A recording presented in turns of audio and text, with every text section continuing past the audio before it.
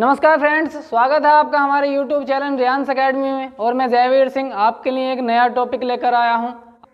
देखिए फ्रेंड्स, संबंध बोधक क्या होता है, यह किस प्रकार क्रिया विशेषण से भिन्न होता है, यह भी हम इसमें बताने वाले हैं। बने रहिए हमारे साथ। सबसे पहले बात करते हैं संबंध बोधक की परिभाषा क्या है, संबंध बोधक किसे कहते हैं। इससे पहले क्रिया विशेषण हमने सीख लिया है। अब देखिए संबंध बोधक किसे कहते हैं, जो अव्यय शब्द दो संज्ञा या सर्वनामों के बीच का संबंध दर्शाते हैं, उन्हें क्या कहते हैं, उन्हें संबंध बोधक कहते हैं। संबंध बोधक को अंग्रेजी में प्रीपोजिशन कहा जाता है। आपने पढ़ा होगा एट, इन और विद, बिफोर, आफ्टर, इस टाइप के जो शब्द होते हैं वह संबंध बोधक कहलाते हैं। अब हम हिंदी में सीख लेते हैं। अब हमारी जो परिभाषा है, जो अव्यय शब्द, देखिए अव्यय, सबसे पहली बात तो है कि अव्यय होते हैं। दूसरी बात, दो संज्ञा या सर्वनामों के बीच संबंध दर्शाते हैं। इसकी एक परिभाषा और भी है, वह है ऐसे अव्यय शब्द जो संज्ञा या सर्वनाम के बाद आकर सब वाक्य के अन्य शब्दों के साथ संबंध दर्शाते हैं, उन्हें संबंध बोधक कहते हैं।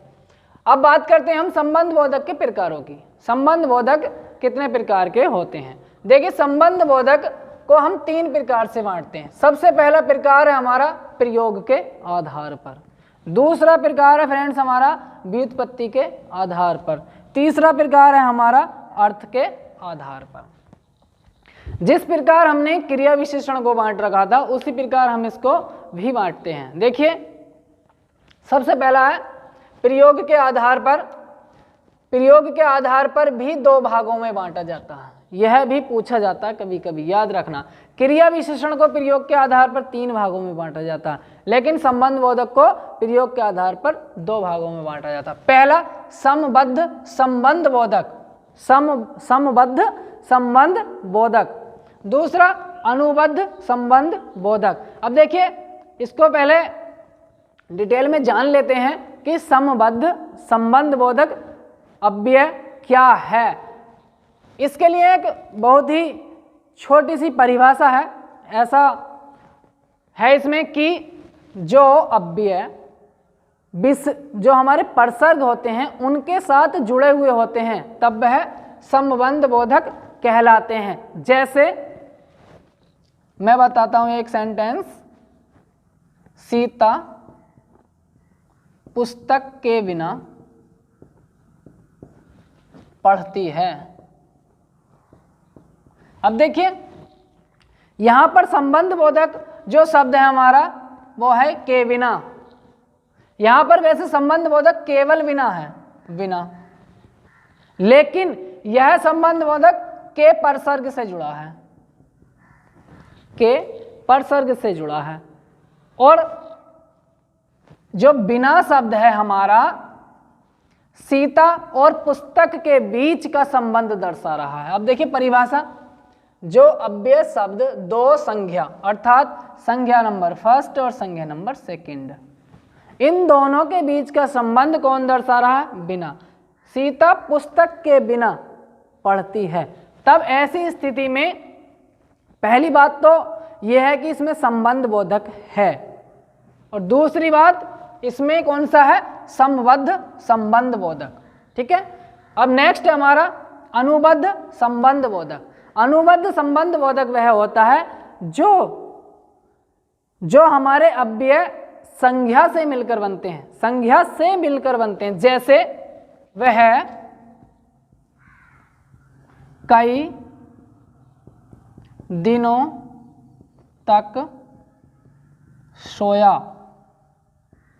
अब यहाँ पर जो संबंध बोधक है हमारा, वह कई दिनों तक सोया, वह हमारा क्या है, सर्वनाम, दिन क्या है हमारा, संज्ञा।